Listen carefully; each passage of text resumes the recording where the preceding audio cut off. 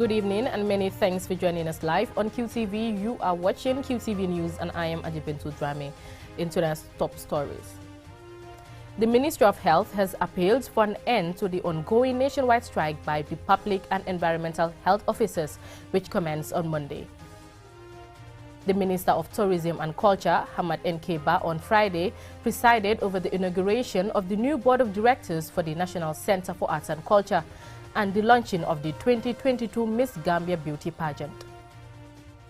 The Kanifing Municipal Council on Saturday organized a municipal cleaning day to promote waste management, safety and clear drainages for free passage of water to prevent flooding. In international news, at the ongoing ECOWAS Parliament Ordinary Session in Nigeria, ECOWAS parliamentarians have called for more efforts from the regional bloc to reduce the dependency on external supplies, citing the impact of the Russia-Ukraine conflict. In sports news, the Gambia National Olympic Committee, GNOC, has begun celebrating the 74th International Olympic Day with a series of sporting activities at the Olympic Africa Center. Those were our main headlines. Now the news in detail.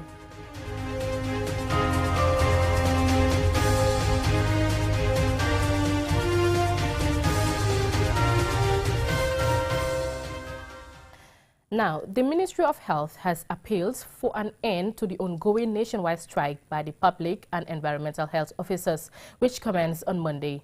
The ministry reveals that it has been committed and is working in collaboration with the government to facilitate the allowance payment. Mahmoud Lamichoy reports. The nationwide strike by public and environmental health officers has brought to a standstill all essential public health services.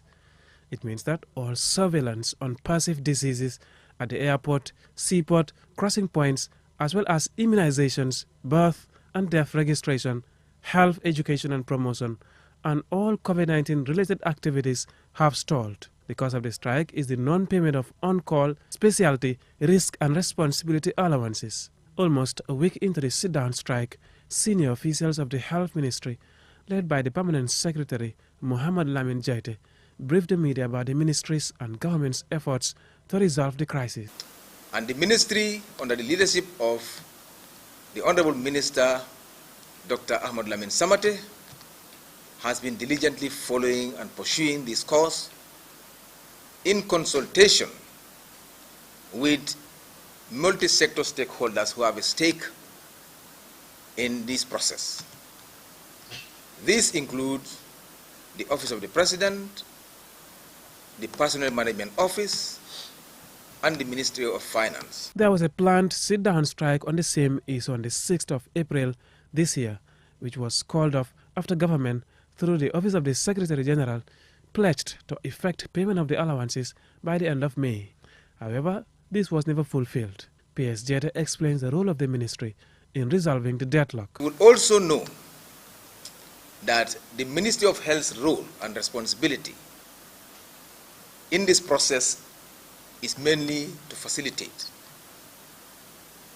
by providing the list of eligible staff, as well as to come out with the necessary calculations to be able to advise on the quantum of resources needed to facilitate this payment.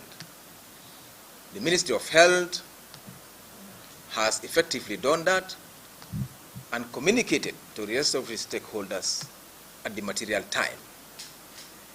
This evidences and information and all the correspondence related to this matter has been shared already with the members of this association through their group page.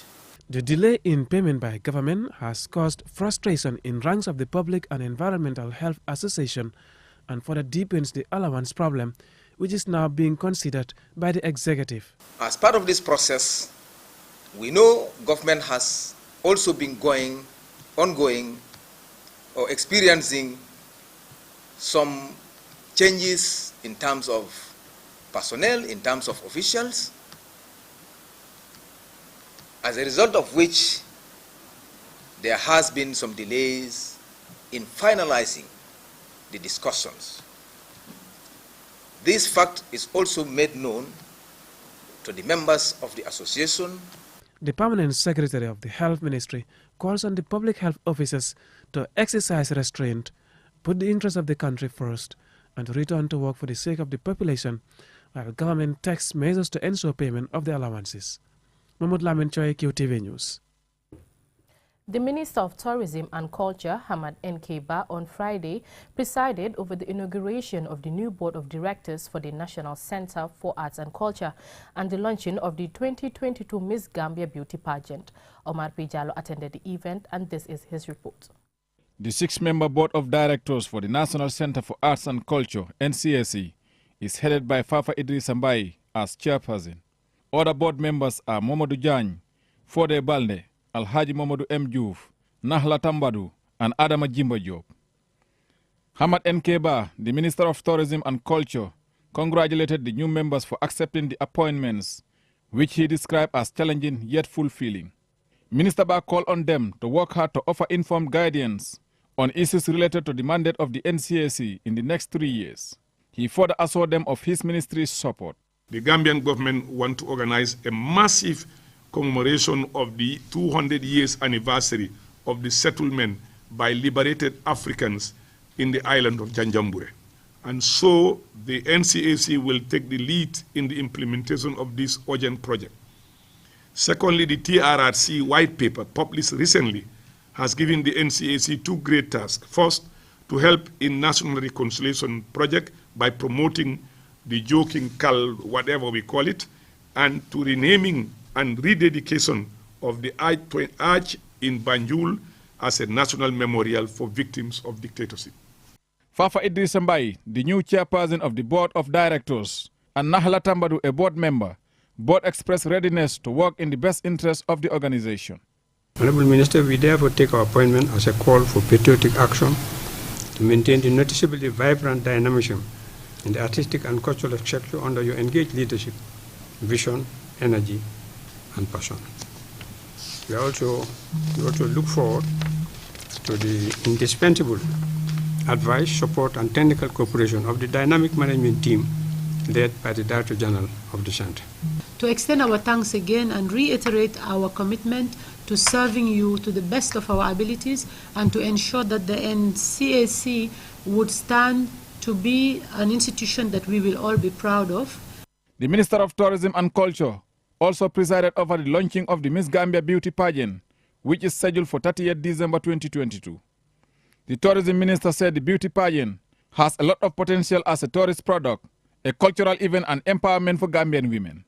He urged the NCAC and organizers to work hard to ensure the successful implementation of the pageant.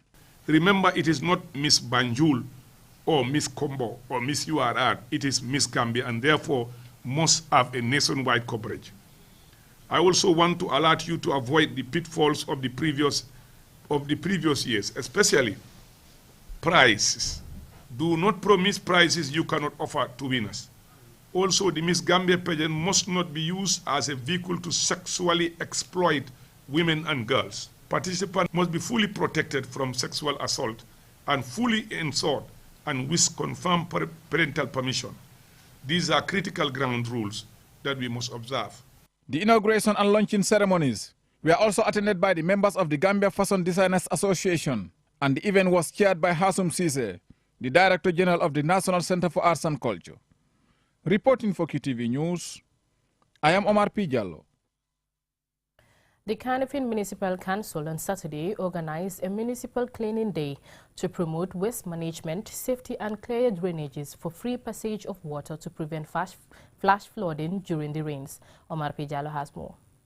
As part of its mandate to ensure people live in a clean, conducive, and decent environment, the Kanifing Municipal Council's voluntary cleansing exercise was conducted in all wards, led by the respective ward councillors and attended by members of the security, politicians, and the community. Talib Ahmed Bensouda, the Lord Mayor of KMC, said a clean environment is fundamental to ensure sustainable health, adding that this collaboration with the stakeholders indicates Council's commitment to fulfilling its key mandate to ensure a clean and hygienic environment. He acknowledged the presence of politician Modu MC Cham of the Gambia Democratic Congress and Nene Freda Gomez of the Citizen Alliance for joining in to make the exercise a success. And this will also serve as a sensitization and some education about community work and taking care of one's environment. In the next few months, we are hoping to see a waste processing facility here in the Bakote dump site. As far as I am mayor, I will always prioritize the health of the people of KM. And we have introduced bylaws, there's the anti-littering laws as well. They just need to be enforced. But ultimately, we need to sensitize our communities and make them understand how they should deal with waste, even from the childhood level. What is the relationship with waste? And we want to see sorting starting at the household level. KMC just has recently just got a project. It's an EU waste project implemented by the Mbolo Association, and part of it is sorting of waste. We want to separate organic waste and also add value, turn it into fertilizer and compost, and also give it to our women's gardens so they can use. We have all seen how expensive fertilizer is.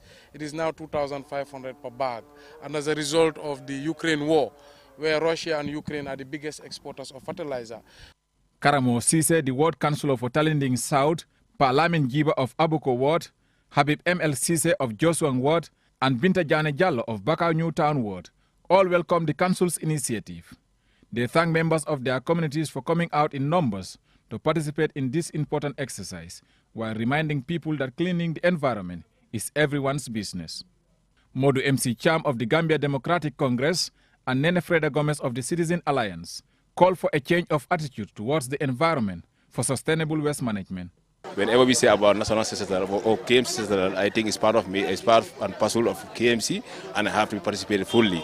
That's why I'm here as a resident of KMC, and I also pay my tax at the municipality, and I think anything about development in the municipality, I'm part and parcel of it. I also advise other political party supporters, let us not see Mayor Benson as an UDP candidate, but let him see him as a Gambian, and he's a mayor of KMC for every political party. For me, this is not about party, this is not about color, this is not about gender, this is not about race, it's about service, it's about patriotism, it's about participating in what is important. I'm a Gambian first and foremost before I join any political party. During the rainy season, most communities in KMC experience flooding because of obstruction of waterways or gutters. Residents have expressed hope that this exercise will help mitigate the chances of disaster and increase public awareness of the dangers of indiscriminate dumping of waste.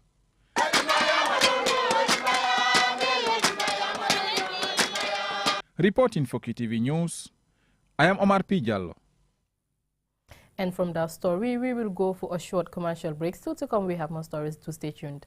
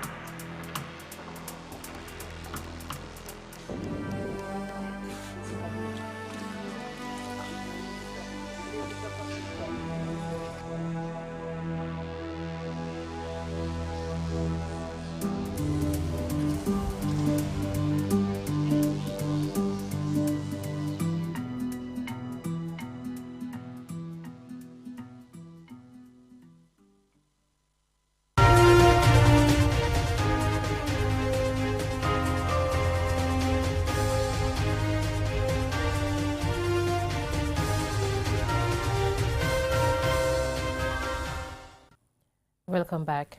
Now, 28 senior police and immigration officers on Friday concluded 4 days training in command and leadership organized by the Geneva Center for Security Sector Governance, DCAF. Lolly M. Kamara has more. The training is to strengthen the security institutions by improving their knowledge, skills, understanding and values concerning their operations and covered leaderships, communication, motivation and time management.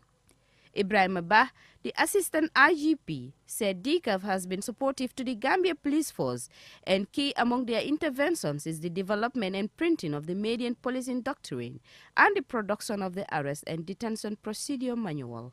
Mr. Chair, capacity building and training is a very important component in our efforts to enhance the professional capacities of our officers.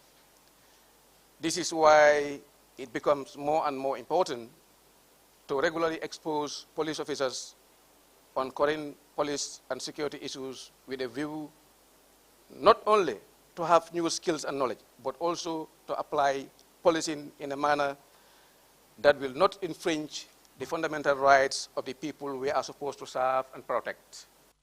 Ken Isaac, DCAF's head of delegation to the Gambia, said leadership is the act of motivating a group of people to act towards achieving a common goal.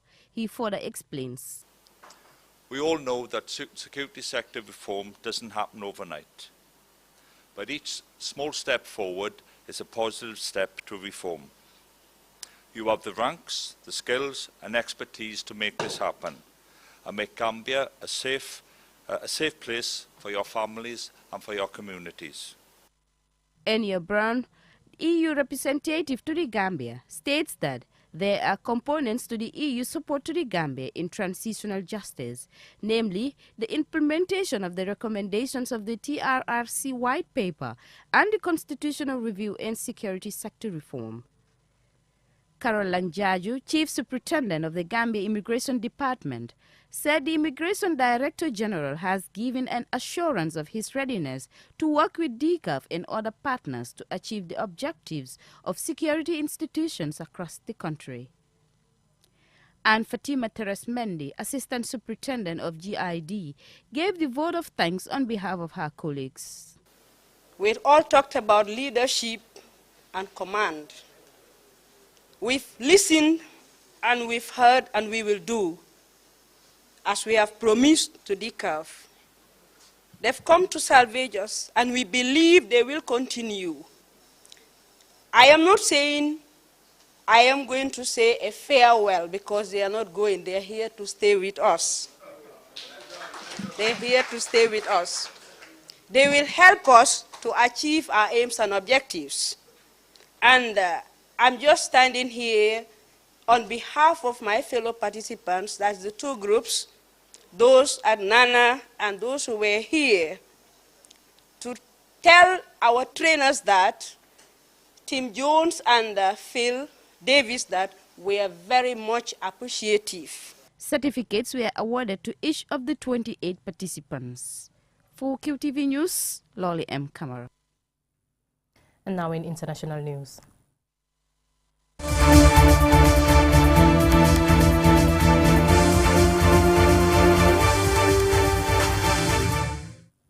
At the ongoing ECOWAS Parliament Ordinary Session in Abuja, Nigeria, ECOWAS parliamentarians have called for more efforts from the regional bloc to reduce the dependency on external supplies, citing the impact of the Russia-Ukraine conflict on the food supply and goods such as fertilizers to farmers.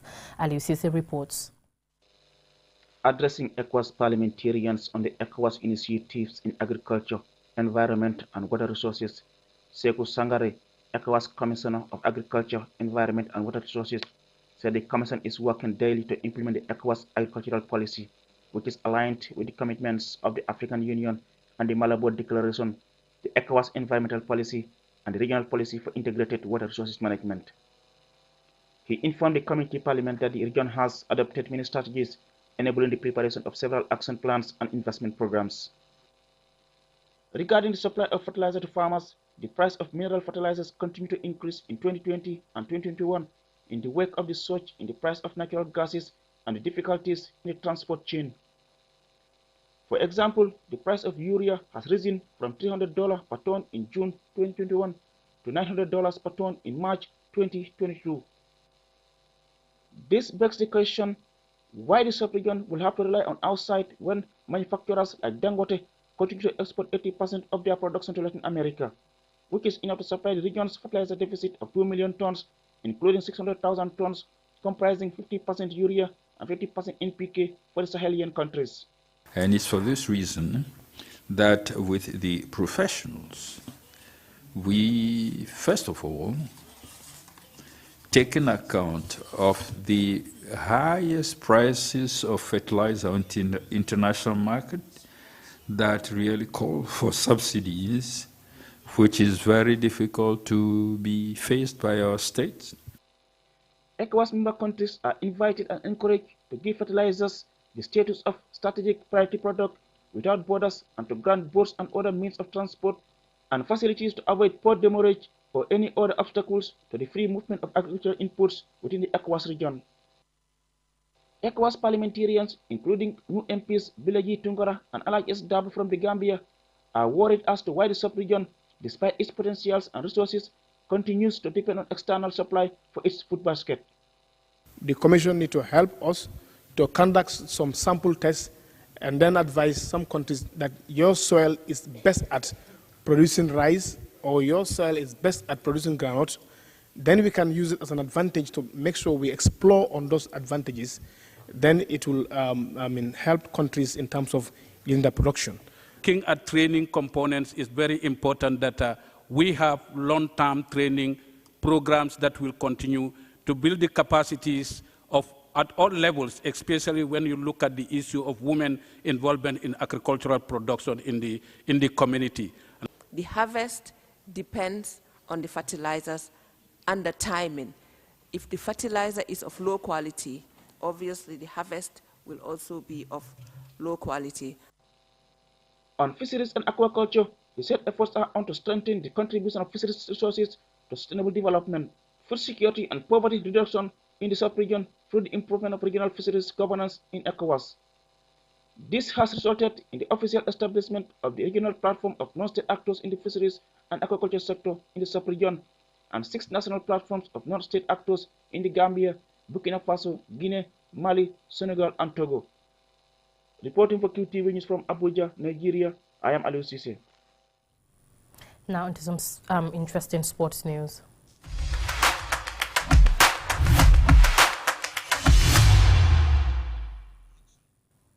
The Gambia National Olympic Committee, GNOC, has begun celebrating the 74th International Olympic Day with a series of sporting activities at the Olymp Africa Center. Our sports reporter, Mumru Gajaga, attended the opening and he now reports.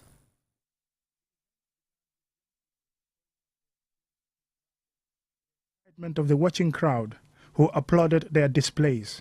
This is one of many sporting activities organized to mark the 74th International Olympic Day, which falls on June the 23rd, 2022. Beatrice Allen, president of the Gambian National Olympic Committee, spoke about the significance of the Olympic Day. On 23rd June each year, the International Olympic Committee, the IOC, and the Olympic movement at large commemorate the founding of the modern Olympic movement, International Olympic Day. National Olympic committees will be organizing sports, educational or cultural activities throughout the world. The celebration brings together people from all over the world to celebrate the Olympic spirit. The sporting activities will continue with badminton, beach handball, karate, and table tennis, which will run in subsequent weekends leading to the Olympic Day. Umudu Gajaga, QTV News. The Media Run Challenge celebrated its second anniversary today with a 2.5-kilometer run from Westfield to traffic lights. Our sports reporter, Mumuru Gajaga, was among the runners and he now reports. Several media practitioners took part in the morning run, which wasn't limited to running, but also jogging and walking. The Media Run Challenge was initiated by Sang Mendy, Jibril Jase, Khadija Jao and others to promote a healthy lifestyle through physical exercise for those working in the media.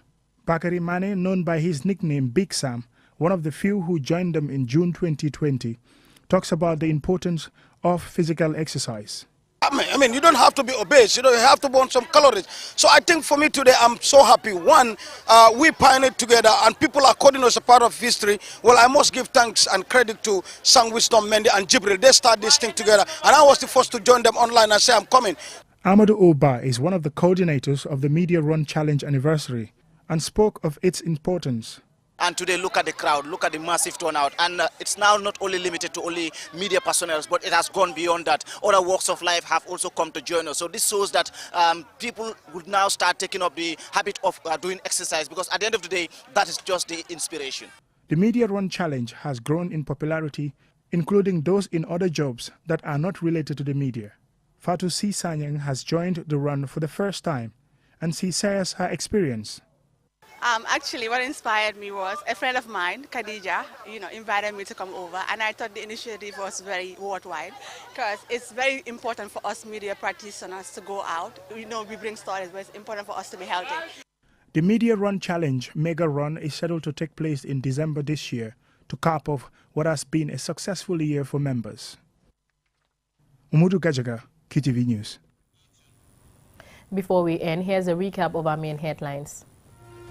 The Ministry of Health has appealed for an end to the ongoing nationwide strike by public and environmental health officers, which commenced on Monday. The Minister of Tourism and Culture, Hamad Nkeba, on Friday presided over the inauguration of the new Board of Directors for the National Center for Arts and Culture and the launching of the 2022 Miss Gambia Beauty Pageant. The Kanifing Municipal Council on Saturday organized a municipal cleaning day to promote waste management, safety and clear drainages for free passage of water to prevent flooding. In international news, at the ongoing ECOWAS Parliament Ordinary Session in Nigeria, ECOWAS parliamentarians have called for more efforts from the regional bloc to reduce the dependency on external supplies, citing the impact of the Russia-Ukraine conflict. And in sports news, the Gambia National Olympic Committee, GNOC, has begun celebrating the 74th International Olympic Day with a series of sporting activities at the Olymp Africa Center. That's it from me in tonight's edition. Thank you for watching.